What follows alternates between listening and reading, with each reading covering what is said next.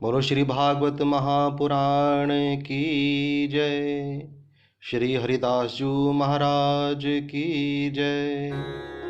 परम मंगल श्रीमद् भागवत महापुराण परम हंस संहिता वैष्णव संतों का परम धन श्रीमद् भागवत महापुराण उन आनंद कंद अंत कोटि ब्रह्मांड नायक सर्वेश्वर सर्वाधिपते राधारमण वाधाहरण निर्विकार श्री वृंदावन बिहारी जी के श्री युगल चरणों का ध्यान करते हुए भगवान के पावन पवित्र चरित्र का वर्णन करने जा रहा हूँ। तो कल प्रथम दिवसीय कथा में हमने श्रीमद् भागवत के महात्म्य का श्रवण किया और आज श्री वेदव्यास जी महाराज भागवत के प्रारंभ में मंगलाचरण कर रहे हैं और व्यास जी ने 3 श्लोकों में मंगलाचरण किया है। तो व्यास जी प्रथम श्लोक में कहते हैं, जन्माधस्य जतोन बयादि तरतश चार्थेष्व भिक्षः स्वराट तेन ब्रह्म हृदय आदि कवय मह्यन्ति यत सूर्यः तेजोवारिमिदां यथा विनिमयो यत त्रिसर्गो मृषा धाम्ना स्वेन सदा निरस्त कुहकम सत्यम परम धीमहि।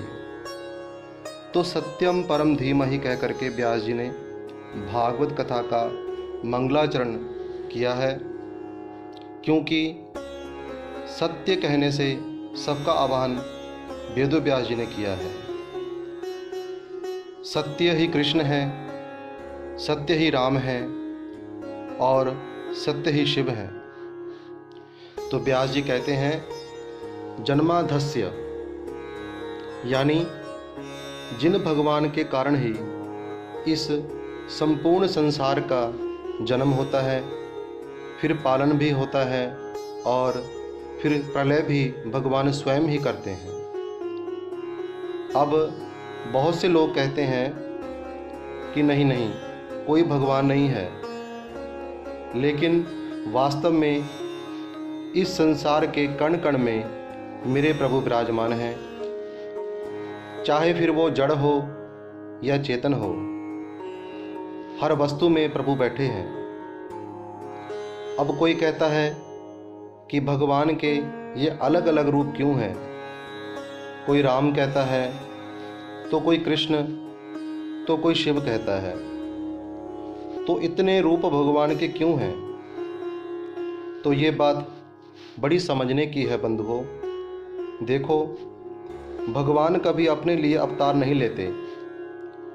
जब जब भगवान का अवतार होता है तो वह हमेशा भक्तों के ऊपर कृपा करने के लिए होता है।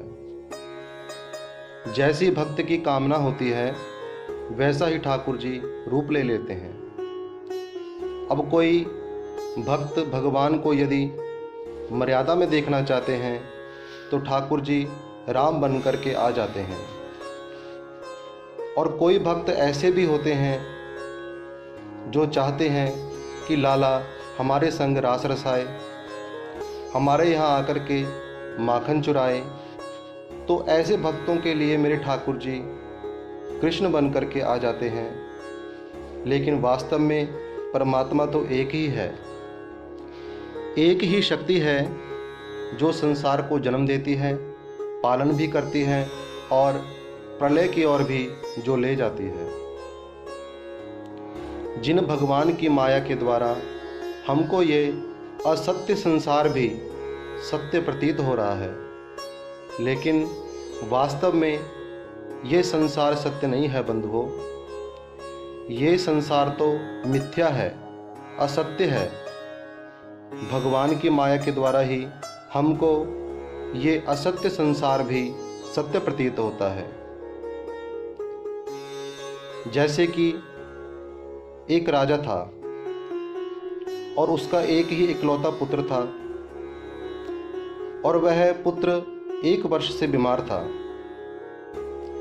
अब कई नीम हकीमों को बुलाया था इलाज के लिए, लेकिन कोई भी राजा के पुत्र को ठीक नहीं कर पाया। पूरा 1 वर्ष हो गया।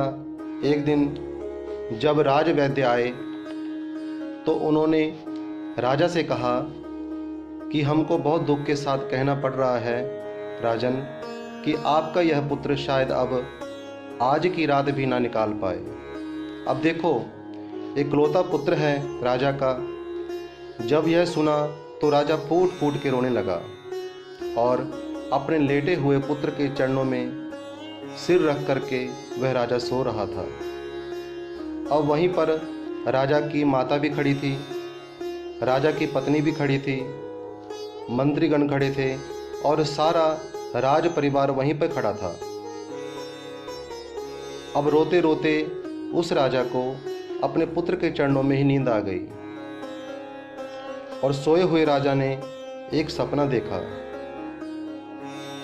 और सपने में राजा ने देखा कि उसके 7 सोने के महल हैं और उसकी 7 रानियां हैं और उन्हीं 7 रानियों से उसके 7 पुत्र भी हैं। और वह 7 पुत्र पढ़ने के लिए गुरुकुल गए हैं और पढ़ कर के जब गुरुकुल से आते हैं तो वह राजा उनको अपने गले से लगा करके खूब प्रेम कर रहा था। और ये सब कुछ वह राजा अपने सपने में देख रहा था। इधर हकीकत में उस राजा के पुत्र की मृत्यु हो गई और राजा की माँ जोर से चीखी, रोने लगी, चिल्लाने लगी। तो चीख पुकार सुन के झट राजा की आंख भी खुल गई और राजा ने जब सबको रोते हुए देखा तो वह समझ गया कि शायद मेरा पुत्र अब मर चुका है। फिर एक हल्की सी मुस्कान उस राजा के चेहरे पर आ गई। जब राजमाता ने देखा तो राजा को कहा कि अरे, तुम्हारा तो पुत्र मर चुका है और तुम हंस रहे हो। तो राजा ने कहा, माँ, मुझे रोना नहीं आ रहा, क्योंकि मैं सोच रहा हूँ कि मैं इस एक पुत्र के लिए रोऊं या उन 7 पुत्रों के लिए रोऊं। राजा माता ने पूछा, अरे कौन से 7 पुत्र? तो कहा कि माँ, अभी अभी मैंने एक सपना देखा। ऐसे ऐसे करके मेरी 7 रानियाँ थीं और 7 पुत्र थे, लेकिन आँख खुलते ही वो सपना भी टूट गया। और उधर वो जो मेरे 7 पुत्र थे वो भी गए और जो एक पुत्र था यहाँ पर वह भी गया। तो माँ, मैं रोऊं किसके लिए? इस एक के लिए या उन 7 के लिए? तो राजमाता ने कहा कि बेटा, उस सपने को छोड़ो और यहाँ हकीकत में तो तुमको रोना ही पड़ेगा। तो राजा बोले, माँ, आप अभी भी नहीं समझी? तो बोली, नहीं। तो राजा ने कहा कि माँ, वास्तव में मुझे रोना इसलिए नहीं आ रहा है क्योंकि मैं समझ गया हूँ कि जो मैंने नींद में देखा वो मेरी बंद आँखों का सपना था और ये मेरी खुली आँखों का सपना है। सपना वो भी था और सपना ये भी है। बोले, माँ, जिस दिन हमारी अंदर की आँखें बंद होंगी और आत्मा जब शरीर से निकल जाएगी तो उस दिन ये संसार रूपी सपना भी झट टूट जाएगा। प्रेम से कहो श्री राधे। कहने से अभिप्राय यही है कि ये असत्य संसार हमको भगवान की माया के द्वारा ही सत्य प्रतीत होता है, लेकिन वास्तव में ये संसार सत्य नहीं है बंधुओं। सत्य तो केवल प्रभु हैं, मेरे ठाकुर जी हैं, मेरे बिहारी जी हैं। बोलो श्री सत्य भगवान की जय। अब दूसरे श्लोक में वेदो व्यास जी कहते हैं कि धर्म प्रोजित कैत बौत्र परमो निर्मत शराणाम सताम वेद्यम वास्तव मत्र वस्तु शिवदम ताप त्रयोन्मूलनम। और इस श्लोक में श्री व्यास जी कहते हैं कि हम जब भी किसी ग्रंथ को पढ़ें तो उस ग्रंथ में 4 बातों का हमें विशेष ध्यान रखना चाहिए। अधिकारी च संबंध विषय स्व प्रयोजनम। सबसे पहले कि जिस ग्रंथ को हम सुन रहे हैं तो उस ग्रंथ को सुनने का अधिकारी कौन है। दूसरा, जो ग्रंथ हम सुन रहे हैं उस ग्रंथ का संबंध किससे है, ये जानकारी होनी चाहिए। तीसरा, ग्रंथ में किसकी चर्चा की गई है। और चौथा, उस ग्रंथ का प्रयोजन क्या है। तो ये 4 बातें हर ग्रंथ को सुनने से पहले विचार करनी जरूरी है। तो भागवत ग्रंथ को सुनने का अधिकारी कौन है। सबसे पहला, जिसके अंदर मत्सरता नहीं है, जिसके अंदर कपट नहीं है, जिसके अंदर ईर्ष्या नहीं है, जिसके अंदर द्वेष ना हो, बोले वो ही भागवत कथा को सुनने का एक सच्चा अधिकारी है। निर्मत शरणाम शताम। क्योंकि आज व्यक्ति अपने दुख से इतना दुखी नहीं है जितना किसी के सुख से दुखी है। एक प्रसंग सुना रहा हूं, थोड़ा ध्यान से सुनिए। एक ब्राह्मण थे जिनको एक समय का भी भोजन नहीं मिलता था। तो उस ब्राह्मण ने एक दिन विचार किया कि सबसे जल्दी प्रसन्न होने वाले देव कौन हैं। तो मन में विचार करके बोले कि शंकर भगवान हैं। और मन में विचार किया कि मैं शंकर जी की उपासना करता हूँ। तो उस ब्राह्मण ने भगवान शंकर जी की उपासना शुरू कर दी और भगवान शिव प्रसन्न हो गए और कहा कि हे ब्राह्मण देवता, मैं तुमसे प्रसन्न हूँ, तुम मुझसे कोई वरदान मांगो। तो ब्राह्मण बोला कि भोलेनाथ, आप तो मेरी यह दशा देख ही रहे हैं कि मैं कितना दीन दुखी और गरीब ब्राह्मण हूँ। हे भोलेनाथ, आप स्वयं देखिए। तो भोले बाबा ने कहा कि हे ब्राह्मण, ले, मैं तुमको ये घंटा दे रहा हूँ। उस ब्राह्मण को वह घंटा दे दिया और कहा कि जब तुम्हें ज़रूरत हो तो इस घंटे को बजा देना और जो वस्तु तुम घंटेश्वर बाबा से मांगोगे वो तुझे प्राप्त हो जाएगी। अब जैसे ही ब्राह्मण उस घंटे को लेकर के चलने की तैयारी थी उसकी, तो भोले बाबा ने कहा कि हे ब्राह्मण, रुको, एक बात और सुनो। जो वस्तु तुम इस घंटे से मांगोगे वो वस्तु तुमको मिलेगी 1, लेकिन तुम्हारे पड़ोसी को मिल जाएंगी 2। प्रेम से कहो श्री राधे। अब ब्राह्मण देवता ने बाबा से तो कुछ नहीं कहा, लेकिन विचार किया कि भूखा तो मैं मरा, तपस्या मैंने की, अब घंटे से मैं अगर कुछ मांगूंगा तो मुझे मिलेगा 1 और पड़ोसी को मिल जाएंगे 2। प्रेम से कहो श्री राधे। अब ब्राह्मण घर आए और घंटे को एक कोने में पटक दिया गुस्से में आकर के, और कहा कि भूखा मर जाऊंगा पर यह घंटा नहीं बजाऊंगा। प्रेम से कहो श्री राधे। अब वह ब्राह्मण धन कमाने के लिए चला गया और 3 दिन हो गए ब्राह्मणी घर में भूखी प्यासी बैठी है। अब प्रातःकाल घर की सफाई में लगी थी तो कोने में वही घंटा पड़ा हुआ मिला और ज्यों घंटा उठाया तो वह घंटा बज गया।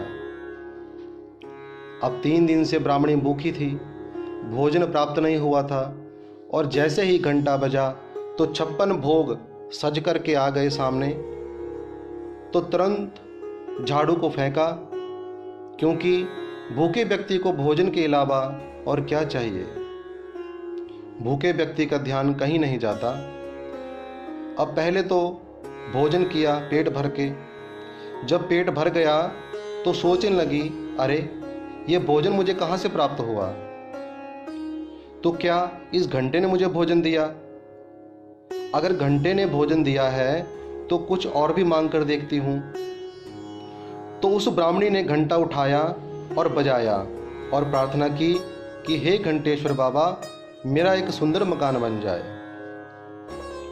तो एक सुंदर मकान बन करके तैयार हो गया, लेकिन पड़ोसियों के 2 बन गए। प्रेम से कहो श्री राधे।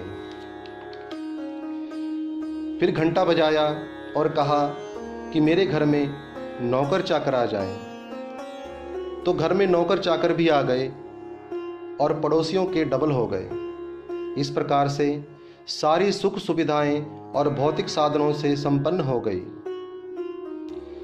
और ब्राह्मण जब लौट कर के आए तो जहाँ पर टूटी फूटी झोपड़ी थी वहाँ पर सुंदर महल खड़ा है। यह देख कर के ब्राह्मण को बड़ा आश्चर्य हुआ। फिर मन में बोले विचार करके कि कहीं ऐसा तो नहीं कि ब्राह्मणी ने घंटा बजा दिया, प्रेम से कहो श्री राधे। अब ब्राह्मण महल में आया तो पत्नी ने प्रणाम किया और कहा कि महाराज आप कहाँ मारे मारे फिर रहे हैं। देखो घंटेश्वर बाबा की कृपा से सारा सुख तो घर में ही रखा है। तो ब्राह्मण बोले अरे बाबरी, क्या तुझे मालूम है कि जो तुमने घंटे से वस्तु मांगी है वो हमको तो एक मिली और हमारे पड़ोसियों को मिल गई हैं दो। ब्राह्मणी बोली ठीक है मिल गई होंगी, लेकिन हम भी तो सुखी हैं ना, हमारे पास भी तो सब कुछ है, फिर इसमें ईर्ष्या किससे।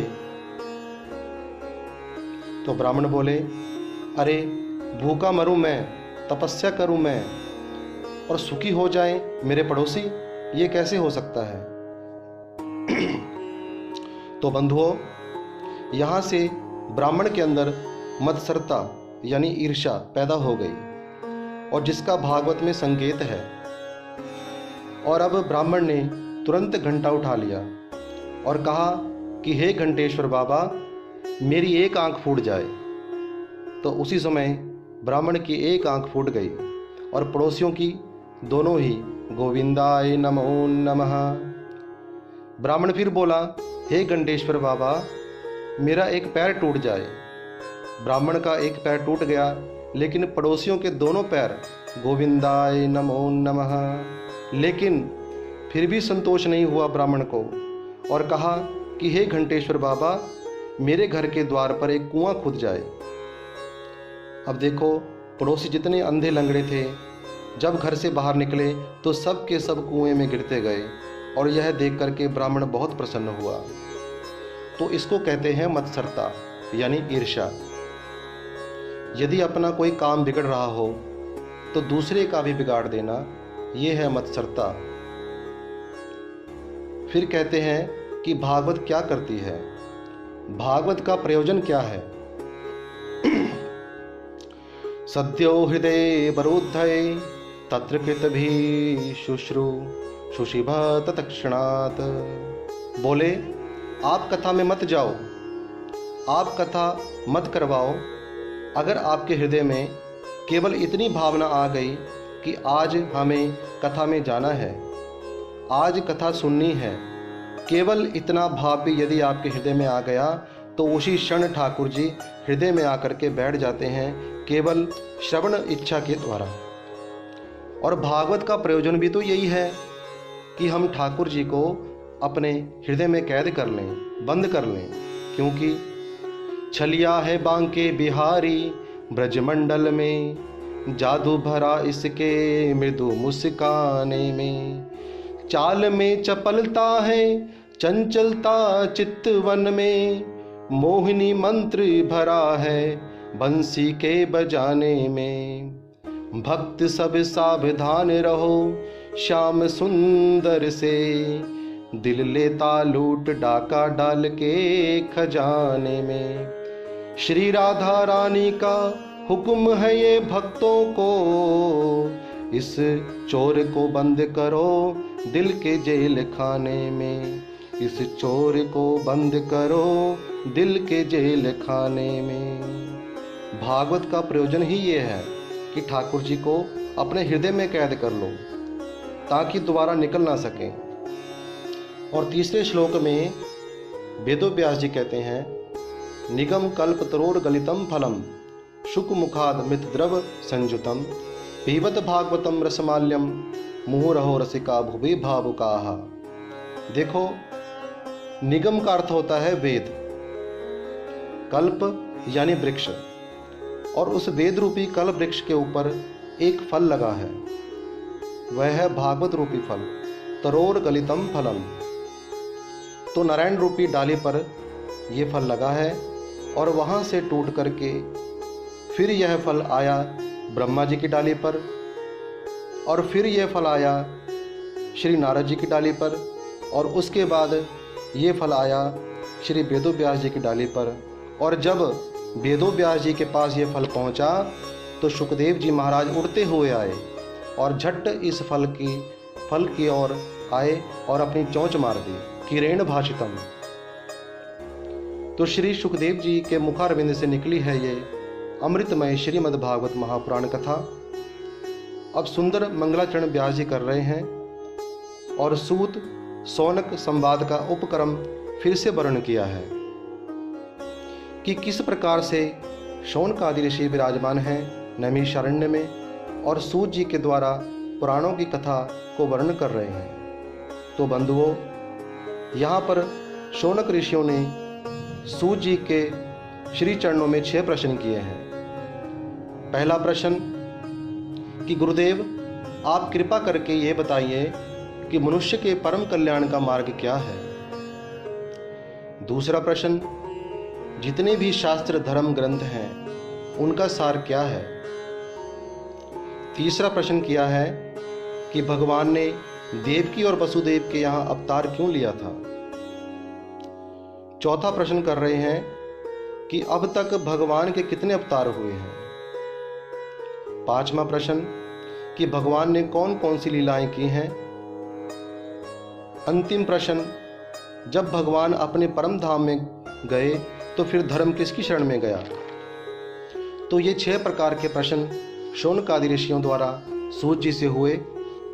तो सूत जी ने कहा कि हे शौनक आदि ऋषियों, मैं आपके प्रश्नों का उत्तर अवश्य दूंगा, लेकिन उससे पहले मैं अपने गुरुदेव श्री सुखदेव जी के चरणों में प्रणाम कर लूं। तो सूत जी अपने गुरुदेव को प्रणाम करते हैं। तो आइए हम भी अपने गुरु जी के चरणों का ध्यान करते हुए उनको प्रणाम करें। ओम श्री गुरुवे नमः। ओम श्री सतगुरुदेवाय नमः। तो सूत जी ने सुखदेव जी के चरणों को प्रणाम किया और कहते हैं कि शौनक आदि ऋषियों, आपने पूछा है कि प्राणी मात्र का कल्याण कैसे हो और मनुष्य के लिए परम धर्म क्या है। तो मनुष्य के लिए जो सर्वोत्तम धर्म है वह है श्री कृष्ण के चरणों में प्रीति होना। लेकिन कृष्ण के चरणों में जो प्रीति हो, जो प्रेम हो, उसमें कोई कामना ना हो, निष्काम प्रेम हो, सर्वोत्तम धर्म हो। और जीव के कल्याण के लिए श्री सूत जी महाराज ने 4 मार्ग बताए हैं। सबसे पहला मार्ग है श्रोतव्य। कहीं पर भगवान की कथा हो रही हो तो कथा को अवश्य सुनना चाहिए, क्योंकि कथा को सुनने से जीव का कल्याण होता है। दूसरा मार्ग बताया है, कहीं पर भगवान का कीर्तन हो रहा हो तो वहाँ पर अपने मुख से प्रभु के नाम को गाना, कीर्तन करना चाहिए। तीसरा मार्ग बताया है ध्येय। समय समय पर बैठ करके ठाकुर जी का चिंतन ध्यान अवश्य करना चाहिए, क्योंकि ध्यान करने से हमारा चित्त शुद्ध होता है। और चौथा मार्ग है पूज्यस्य नित्यदा। प्रतिदिन ठाकुर जी का पूजन करना चाहिए, लेकिन मूर्ति समझकर नहीं। घर में जब ठाकुर जी की पूजा करोगे तो समझना कि साक्षात ठाकुर जी बैठे हैं। प्रेम से को श्री राधे। अब यहाँ पर मैं एक प्रसंग सुना रहा हूँ आपको। अयोध्या में एक संत रहते थे। उनके आश्रम में भी कई शिष्य रहते थे। अब एक बार 15 वर्ष का सीधा साधा बालक संत जी के पास आया। उसका नाम था रामदास। आकर के कहा कि गुरुजी, आपके इतने शिष्य हैं, मेरी भी इच्छा है कि मैं आपसे दीक्षा लूं। तो संत जी ने तुरंत उस बालक को दीक्षा दी, नाम दिया और अपने आश्रम में उसे रख लिया। वह बालक आश्रम में झाड़ू लगाता, साफ सफाई करता। अब जब गुरु जी की आयु लगभग 80 वर्ष की हो गई थी, तो एक दिन संत जी ने सभी शिष्यों को अपने पास बुलाया और कहा कि देखो, मेरी अब 80 वर्ष की आयु हो चुकी है और मेरी इच्छा है कि एक बार सभी तीर्थों का मैं भ्रमण करूं।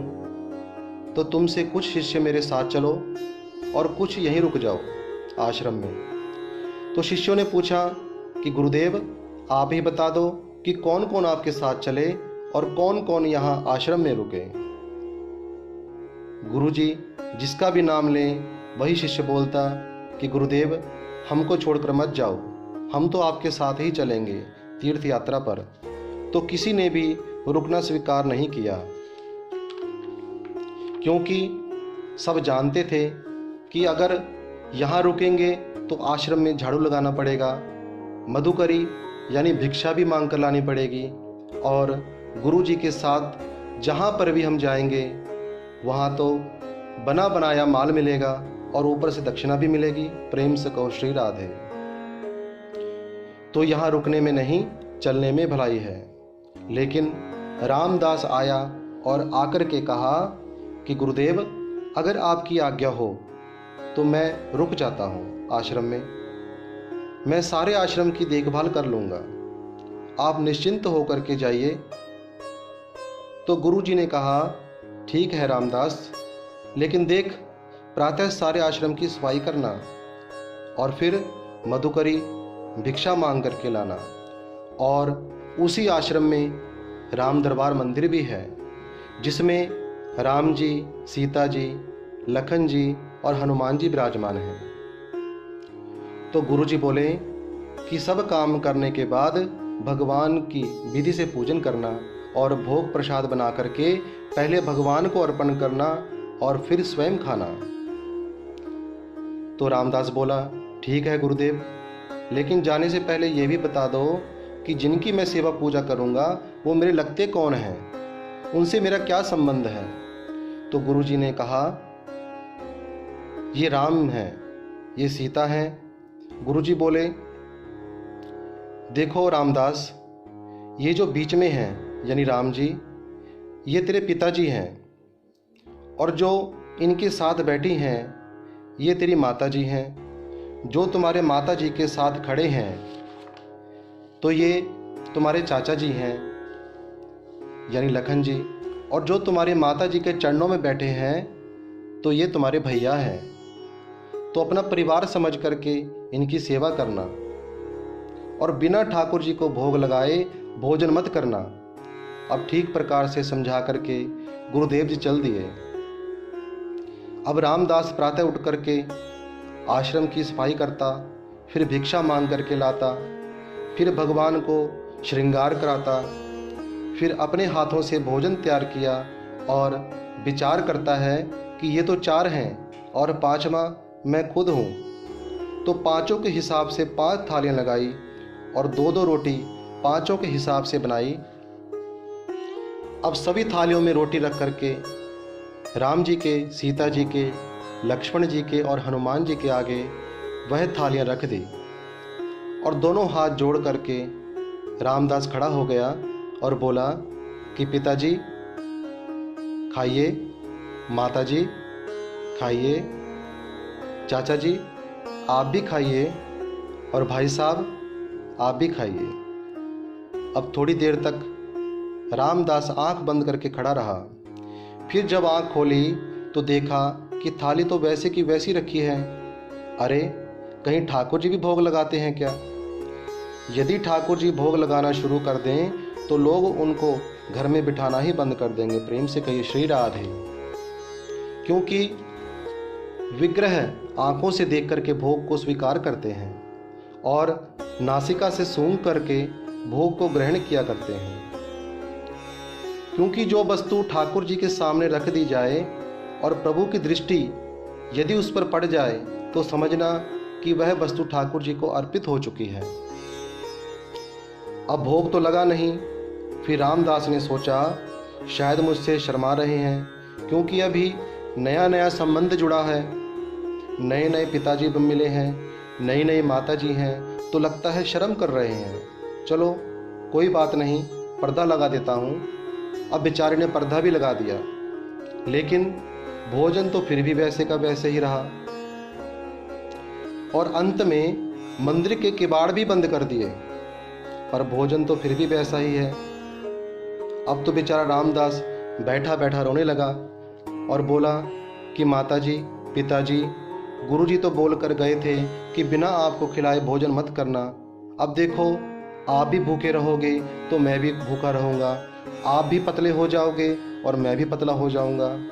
देखो, अपना धर्म उस विग्रह में दिखने लगा। तो भैया, यदि अपने शरीर का धर्म ठाकुर जी की मूर्ति में दिखने लग जाए तो वहीं जीव का कल्याण हो जाए। प्रेम से कहो श्री राधे। अब बेचारा रामदास फूट फूट कर रोने लगा और कहा कि मैं अपने शरीर को ही नहीं रखूँगा और आज ही नदी में कूद करके अपनी देह को त्याग दूंगा। इतना कहकर रामदास वहाँ से चला गया। और जब भक्त चला आत्महत्या करने के लिए तो भगवान राम हनुमान जी से बोले कि हनुमान जी, ये तो बहुत सीधा साधा बालक है और हमको वास्तव में अपने माता पिता मान कर रहा है, तो ऐसे भक्त के भाव को हम तोड़ नहीं सकते। तो हनुमान जी, आप इसको जल्द पकड़ करके लाओ। तो हनुमान जी गए और रामदास को पकड़ लिया और कुटिया पर वापस लाए।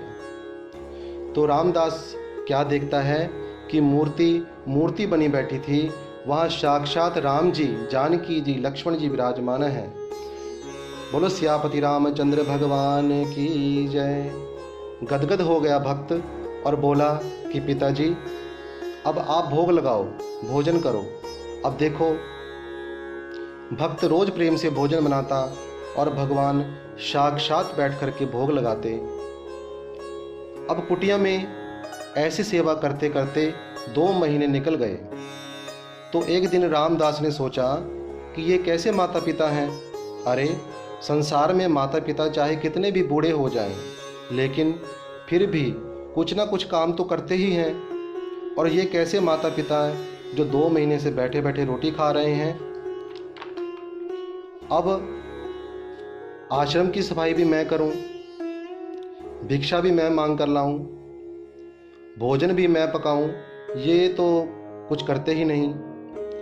रामदास बोला आकर के कि पिताजी, माताजी, अब तक तो मैं अकेला ही सारा काम करता रहा, लेकिन आज से आपको भी मेरा हाथ बटाना होगा।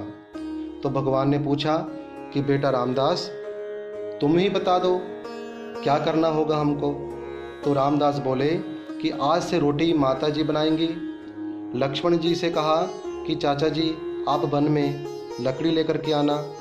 और भाई साहब हनुमान जी से कहा, आप आश्रम की देखभाल करना और पिताजी आप बैठ करके पत्तल लगाना। भगवान ने पूछा कि बेटा, फिर तुम आज से क्या करोगे। तो बोले कि मैं शहर जा कर के भिक्षा मांग कर लाऊंगा। अब देखो, एक गृहस्थी की तरह भगवान रहने लगे। 2-4 महीने जब निकले तो गुरु जी का पत्र आया कि बेटा रामदास, हमारी यात्रा पूरी हो गई है और हम वापिस आ रहे हैं। अब गुरु जी महाराज पधारे हैं और जो शिष्य हैं वो सब नदी में स्नान करने गए हैं और गुरुदेव अकेले आश्रम में आए हैं और वहाँ रामदास जी भी बैठे हैं। तो गुरु जी ने पूछा, बेटा रामदास, ठाकुर जी की सेवा ठीक प्रकार से चल रही है। बोले गुरु जी, गृहस्थी अच्छी चल रही है, कोई चिंता की बात ही नहीं। माता जी भोजन बनाती हैं, पिताजी पत्तल सजाते हैं, चाचा जी लकड़ियाँ लेकर आते हैं और भाई साहब आश्रम की देखरेख करते हैं। अब गुरु जी की तो बुद्धि चकरा गई। बोले, अरे कौन माता पिता, कौन चाचा और कौन भैया। तो रामदास बोले कि जिनको आप बना कर के गए थे, वही जो अंदर दरबार में मूर्ति बैठे थे, वो सब काम पर लगा दिए मैंने, आप चिंता मत करो गुरुजी। प्रेम से कहो श्री राधे। बैठे बैठे खाते थे ना, अब सब काम करते हैं। तो गुरुजी बोले, अरे रामदास, तू क्या बोल रहा है, कौन काम करता है, जरा मुझे दिखा। और जब गए तो गुरुजी क्या देखते हैं कि साक्षात जानकी जी भोजन बना रही हैं, भगवान राम पत्तल सजा रहे हैं, साक्षात प्रभु विराजमान हैं। एक दृश्य दिखा, फिर प्रभु अंतर्ध्यान हो गए। बंधुओं, 80 वर्ष के गुरु अपने 15 वर्ष के शिष्य के चरणों में गिर गए और कहा कि बेटा, आज तक सुना था कि गुरु शिष्य को भगवान के दर्शन कराता है, लेकिन आज देख लिया कि केवल गुरु नहीं, यदि शिष्य सच्चा हो तो शिष्य गुरु को भी दर्शन करा सकता है। बोलो श्री भक्त वत्सल भगवान की जय। तो ये प्रसंग मैंने क्यों सुनाया? कहने का अभिप्राय यह है बंधुओं कि घर में यदि हम ठाकुर जी को विराजमान करें तो केवल मूर्ति ना समझें। जैसे अपने आप को हम सजाते हैं, अपना ध्यान रखते हैं, ऐसे ही ठाकुर जी की भी सेवा पूजा करें। इससे जीव का कल्याण होता है। फिर शौनक ऋषियों द्वारा प्रश्न हुआ था और प्रश्न के अनुसार भगवान के 24 अवतारों का वर्णन श्री सूत जी महाराज ने किया है। सूत जी कहते हैं, स एव प्रथमं देवः कौमारं सर्गमस्थितः चचार दुश्चरं ब्रह्मचर्यं खंडितम। भगवान ने प्रथम अवतार लिया है ब्रह्मा जी के 4 पुत्रों के रूप में, जिनकी कथा हमने पहले दिन की कथा महात्म में श्रवण की है, जिनका नाम है सनक, सनंदन, सनातन, सनत कुमार। और दूसरे अवतार में 100 करम बपु यानी 12 बन के भगवान आए और पृथ्वी को समुद्र से निकाला है। भगवान का तीसरा अवतार हुआ देवर्षि नारद जी के रूप में, और चौथा अवतार हुआ नर और नारायण के रूप में।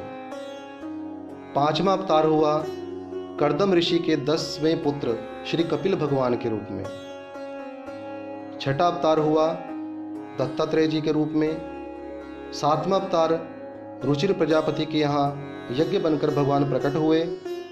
8वां अवतार अष्टमे मेरु देव्याम, मेरु देवी के गर्भ से जैन धर्म के प्रथम आचार्य श्री ऋषभ देव जी के रूप में हुआ। 9वां अवतार पृथु भगवान के रूप में हुआ।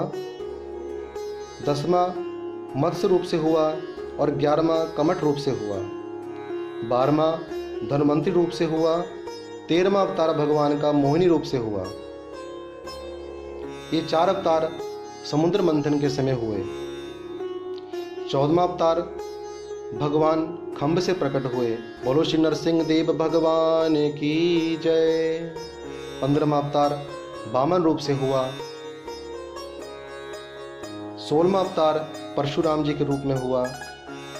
17वां अवतार माता सत्यवती के गर्भ से भगवान वेदोव्यास के रूप में हुआ। यह भागवत में लिखा है। 18वां अवतार भगवान श्री रामचंद्र के रूप में हुआ। 19वां अवतार बलराम जी के रूप में हुआ। 20वां अवतार हमारे बालकृष्ण जी के रूप में हुआ। 21वां और 22वां ये 2 विशेष अवतार बताए हैं, हंस और हैग्रीव अवतार। 23वां अवतार भगवान बुद्ध के रूप में हुआ। 24वां अवतार श्री इस कली काल के अंत में अभी प्रभु लेंगे विष्णु यश ब्राह्मण के यहाँ पर, जिसे कहते हैं कल्कि अवतार। बोलो श्री कल्कि भगवान की जय। तो भगवान के 24 अवतारों का वर्णन सूत जी द्वारा हुआ है। फिर शौनकादि ऋषियों द्वारा सूत जी से प्रश्न हुआ कि कस्मिन् युगे प्रवृत्त्यम स्थाने वा केन हेतुना, कि भागवत को किस युग में लिखा गया, किस स्थान पर लिखा गया, किस कारण से लिखा गया, किसकी प्रेरणा से लिखा गया। ये 4 प्रश्न शौनक ऋषि द्वारा हुए हैं। तो सूत जी महाराज कहते हैं कि शौनकादि ऋषियों, द्वापरे समनु प्राप्ते तृतीये युग पर यजय जातः पराशराध्योगी वासव्याम कल्या हरे। द्वापर में श्री पाराशर जी के यहाँ पर माता सत्यवती के गर्भ से भगवान व्यास जी का अवतार हुआ, और जिन व्यास जी ने वेदों के 4 भाग किए, ऋग्वेद, सामवेद, यजुर्वेद और अथर्ववेद, और उपनिषदों को लिखा, महाभारत जैसे विशाल ग्रंथ को लिखा, पुराणों का लेखन भी किया। लेकिन इतना कुछ लिखने के बाद भी व्यास जी को संतोष नहीं हुआ। तो एक दिन नारद जी इनके आश्रम में पधारे हैं, सरस्वती नदी के तट पर, सम्याप्रास आश्रम में व्यास जी का वास था। तो नारद जी आए हैं और पूछते हैं कि व्यास जी, आप इतने उदास क्यों हो? क्या चिंता है आपके मन में व्यास जी? तो व्यास जी ने कहा कि हे नारद जी, क्या बताऊं, मैंने इतने सारे ग्रंथ लिखे हैं लेकिन मेरे मन को फिर भी संतोष नहीं हुआ है। क्या आप मेरे असंतोष का कारण बता सकते हो? तो नारद जी कहते हैं कि हे पाराशर नंदन व्यास जी, आपने जो अब तक लिखा है वो पर के लिए लिखा है, लेकिन उस परम पिता परमात्मा के लिए कुछ नहीं लिखा, इसलिए आपके मन में असंतोष है। तो अब इस संबंध में नारद जी ने अपने पूर्व जन्म की कथा सुनाई है। देखो व्यास जी, मैं पूर्व जन्म में एक दासी का पुत्र था और मेरी माँ घर घर जाकर के झूठे बर्तनों को मांजा करती थी और उसी से अपना और मेरा पालन पोषण किया करती थी। फिर एक बार हमारे गांव में कुछ संत लोग चातुर्मास करने के लिए पधारे और रोज वह संत लोग सत्संग किया करते थे और मेरी माँ मुझे रोज सत्संग में लेकर जाया करती थी। और जब उन संतों का सत्संग पूर्ण हुआ तो हमारे गांव में बहुत विशाल भंडारा किया गया। अब उस भंडारे में मेरी माँ तो झूठे बर्तन मांजने लगी और मैं छोटा सा बालक एक कोने में जाकर के बैठा हुआ था। फिर उन संतों की नज़र मुझ पर पड़ी तो उन्होंने कहा कि बेटा, तुम्हारी माँ कितनी सेवा करती है, तुम भी कुछ सेवा किया करो। तो मैंने कहा कि महाराज, आप ही बता दो कि मैं क्या सेवा करूं। तो संतों ने कहा कि जब संत लोग प्रसाद लेकर उठ जाएं तो वहाँ उनकी जो पत्तल पड़ी हो तो उस झूठी पत्तल को उठा करके बाहर फेंक देना। तो बहुत सुंदर सेवा मुझे संतों ने दी। तो बंधुओं, संत सेवा का हमारे जीवन में बहुत महत्व होता है। एक बड़े ही विलक्षण संत थे जिनका नाम था श्री कुबा जी महाराज। इनकी कथा भक्तमाल में आती है। भक्तमाल भी एक प्राचीन ग्रंथ है। तो ये कुबा जी इतने संत सेवी थे कि अपना सारा धन ही संत सेवा में लगा दिया था। ये हर क्षण संतों की सेवा में रहते थे। फिर एक बार इनको कहीं से खूब धन प्राप्त हुआ तो कुबा जी बड़े प्रसन्न हुए और उसी दिन पूरे गांव में जितने भी संत थे, वैष्णव थे, सबको निमंत्रण दे दिया कि महाराज कल मेरी कुटिया में आना और प्रसाद को ग्रहण करना। फिर घर आकर के अपनी पत्नी से कहा कुबा जी ने कि देखो, कल तुम सुंदर प्रसाद बनाना, हमारे यहाँ कल संत लोग भोजन करने आएंगे। ये बात जब पत्नी ने सुनी तो बहुत क्रोधित हुई, क्योंकि संत सेवा में उसकी बिल्कुल भी निष्ठा नहीं थी और संतों से ईर्ष्या करती थी। अब उसने सोचा कि ये संतों को तो खिलाकर ही रहेंगे, सारा धन बर्बाद कर देंगे, क्यों ना मैं भी अपने मायके से सबको बुला लूं। तो ये विचार करके उसने अपने मायके खबर करवा दी और अपने भाई भतीजे सबको बुला लिया और सब आ गए। अब कुबा जी समझ गए कि इसके अंदर संत सेवा की निष्ठा नहीं है। अब जब प्रातःकाल भोजन बनाना शुरू किया तो संतों के लिए तो मोटे मोटे बाजरे के टिक्कर बनाए और अपने मायके वालों के लिए अलग से पूड़ी सब्जी सुंदर मिठाई बनाई। तो कुबा जी भी समझ गए कि इसने इस प्रकार से चालाकी कर रखी है। तो कुबा जी ने कुटिया में जितनी पानी की मटकी थी उन सब का पानी गिरा दिया और पत्नी को बोले कि देखो, घर में तो पानी है नहीं और बिना जल के संत भोजन कैसे करेंगे, पहले आचमन करने के लिए जल चाहिए। और पत्नी को कुबा जी ने जल लेने के लिए भेज दिया और इधर कुबा जी ने पत्तल उठाई और संतों को बांट दी। फिर सब पत्तल में पूरी सब्जी मिठाई जो कुछ बनाया था सब परोस दिया और कहा कि संतजन, आप अपने कमंडल से जल लेकर के ठाकुर जी को अर्पण करें और भोजन को पाइए। इस प्रकार से सब संतों को भोजन कराने बिठा दिया। अब इधर जो मायके से आए थे उनको भी कुबा जी ने एक लाइन में बिठा दिया और सबको मोटे मोटे बाजरे के टिक्कर परोस दिए और डंडा लेकर खड़े हो गए। अब बेचारों से खाए ना जाएं, इतने सख्त टिक्कर थे। तो कुबा जी बोले, नहीं खाओगे तो डंडा मारूंगा। इस प्रकार से ज़बरदस्ती सबको खिलाने लगे। इतने में ही पानी लेकर के कुबा जी की पत्नी वहीं पर आ गई और आकर के देखा कि संत तो बढ़िया बढ़िया माल खा रहे हैं और मेरे मायके वाले बाजरे के टिक्कर खा रहे हैं। और पत्नी का भाई रोता जाए, टिक्कर खाता जाए। तो ये सब देखकर पत्नी को बहुत क्रोध आया और वहीं पर घड़ा पटक दिया पानी का और कहा कि जो खाए सो गाय खाए। यदि अब जो भी खाएगा वो गऊ के मांस को खाएगा। ऐसा कह करके पत्नी अंदर कुटिया में चली गई और यहाँ संतों ने भी भोजन करना बंद कर दिया। तो कुबा जी ने सोचा, अरे ये तो अनर्थ कर गई, अब मैं क्या करूं? संत तो भूखे ही लौट जाएंगे। तो कुबा जी कुछ सोच करके बोले कि महाराज, आप सब ने भोजन क्यों बंद कर दिया? तो संत बोले, अरे कुबा जी, आपने सुना नहीं कि आपकी पत्नी क्या बोल कर गई है? जो खाए सो गाय खाए। फिर अब हम कैसे भोजन कर सकते हैं? आप स्वयं ही बताएं। तो कुबा जी बोले कि देखो महाराज, पत्नी पढ़ी लिखी नहीं है, आप उसके भाव को समझ नहीं सके। वो कहना कुछ चाहती थी और कह कुछ गई। तो संतों ने कहा कि क्या कहना चाहती थी आपकी पत्नी? तो बोले, वो तो यह कहना चाहती थी कि जो भी खाए वो गाय गाय के खाए, यानी भजन भी करते रहो और खाते रहो। अब जब सुना संतों ने तो कीर्तन करते हुए, श्लोक उच्चारण करते हुए भोजन किया।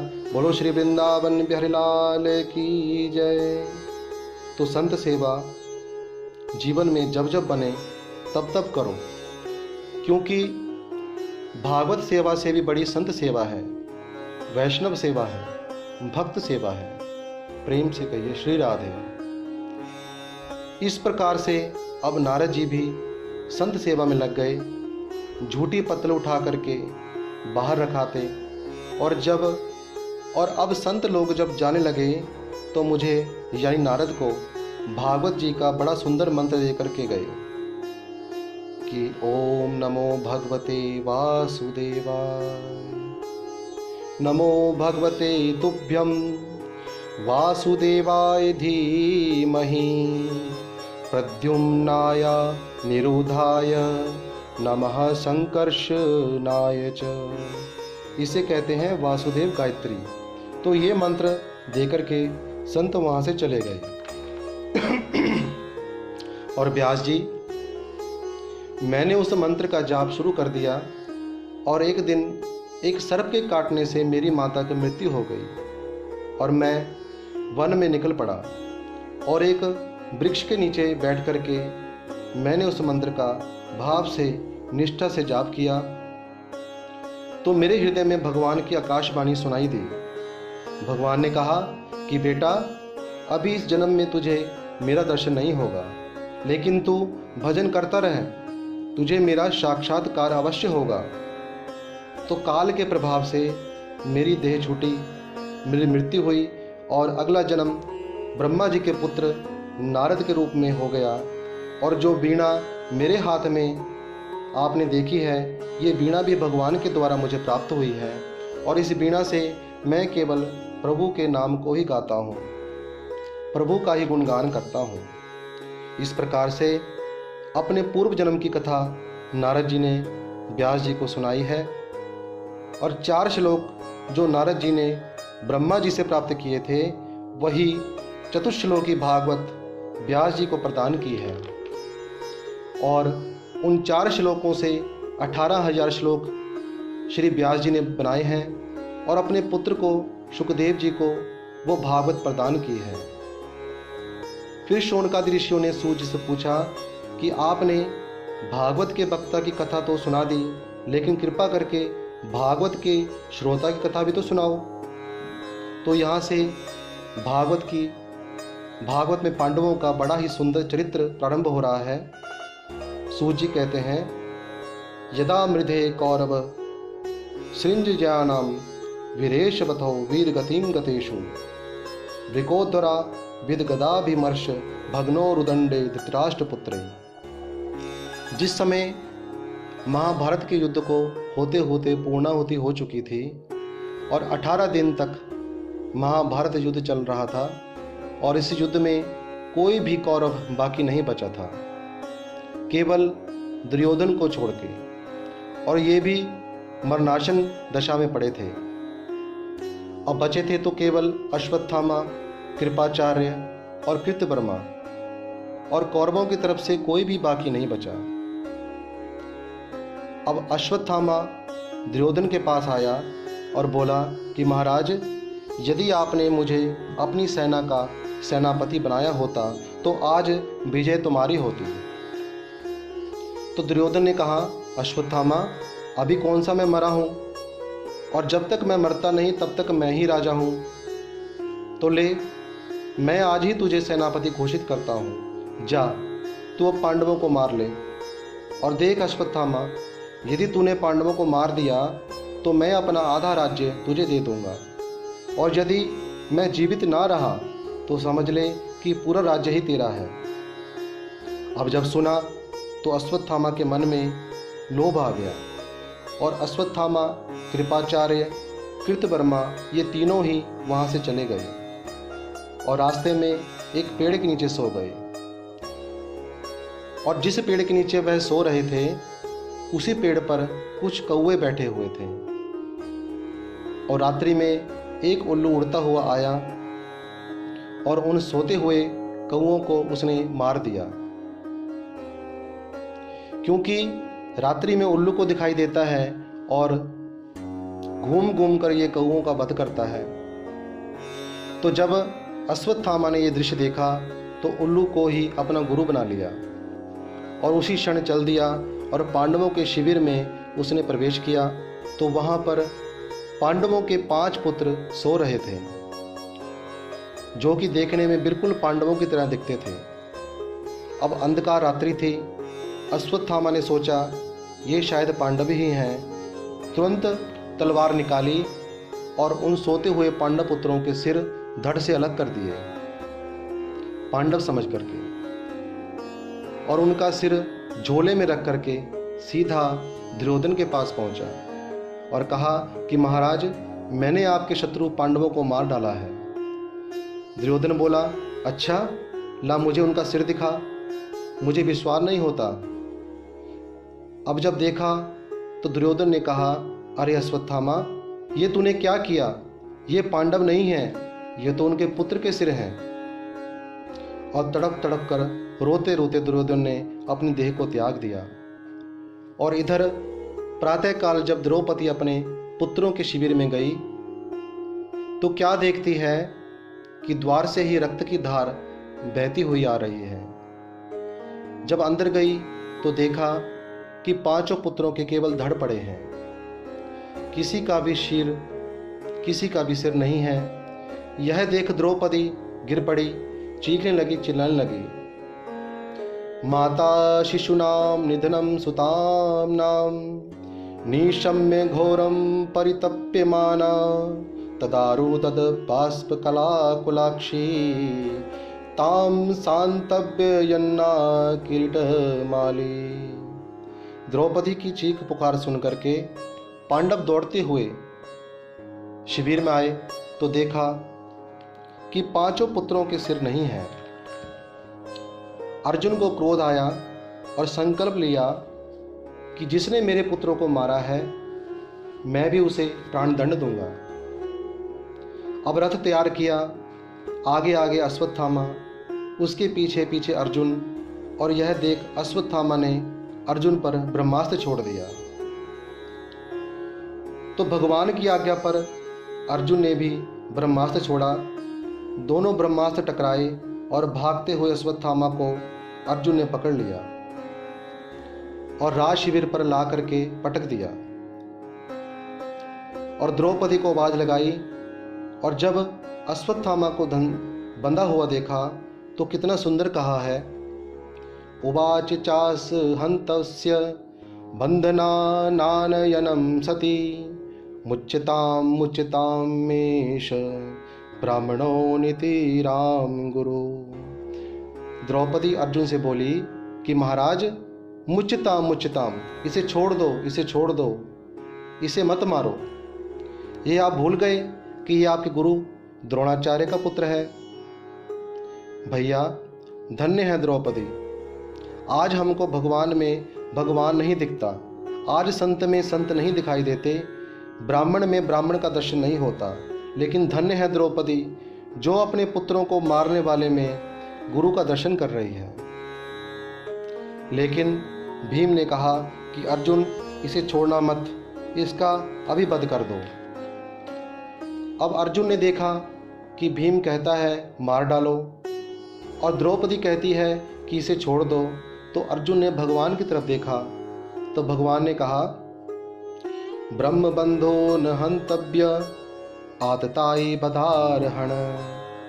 हे अर्जुन, ब्राह्मण का कभी वध नहीं करना चाहिए और जो आतताई हो उसे दंडनीय भी करना जरूरी है। और ये दोनों ही बातें मैंने शास्त्र में लिखी हैं। अब अर्जुन ने तुरंत अपनी तलवार निकाली और अश्वत्थामा के मस्तक में जो तेज था, जो मणि थी, उसे निकाल लिया और धक्के देकर राज शिविर से बाहर निकाल दिया।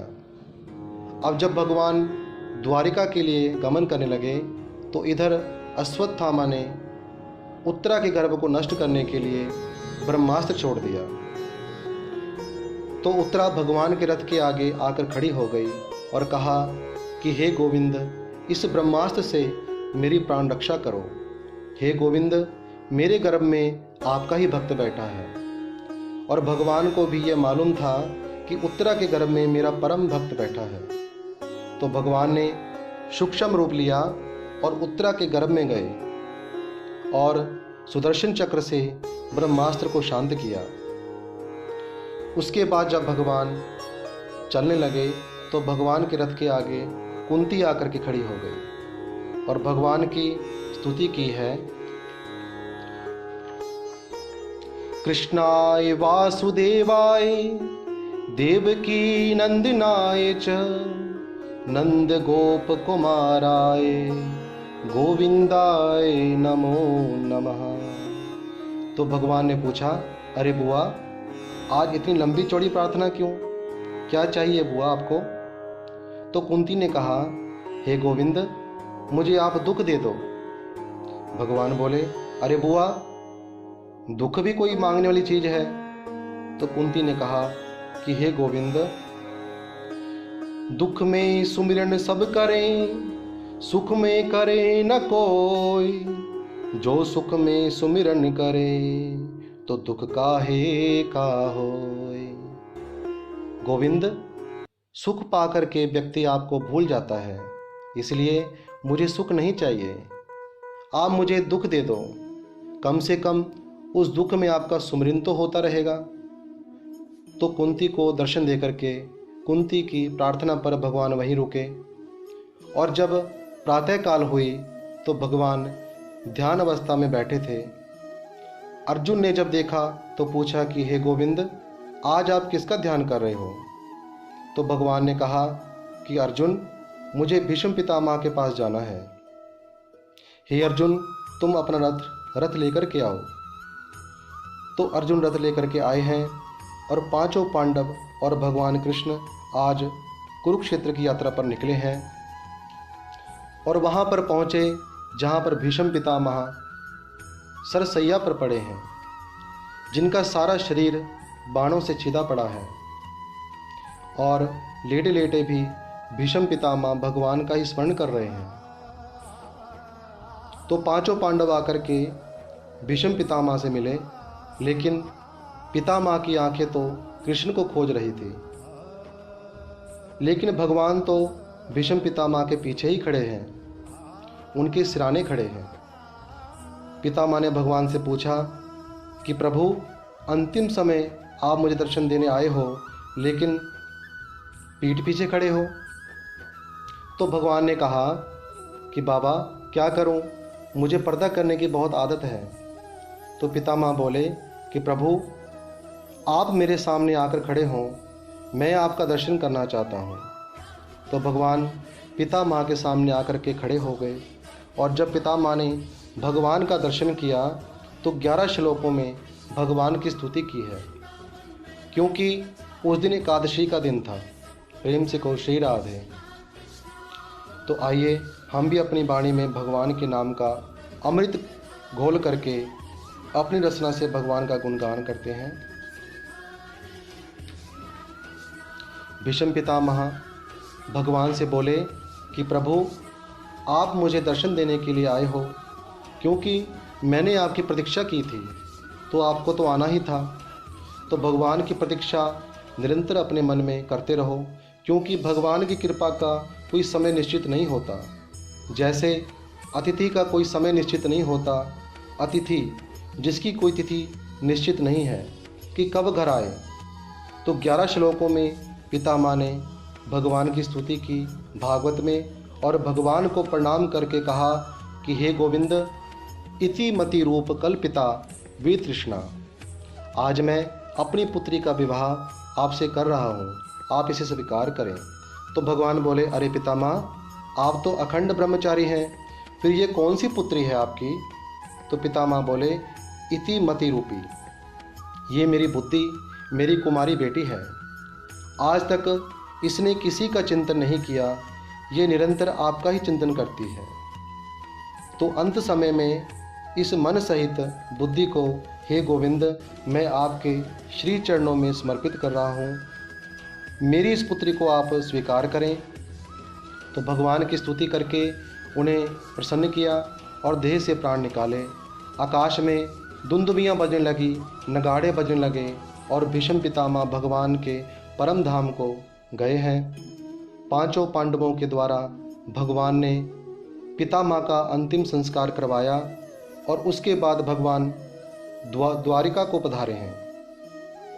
इधर हस्तिनापुर में महाराज परीक्षित का जन्म हुआ, और भगवान भी परीक्षित के जन्म उत्सव में पधारे हैं।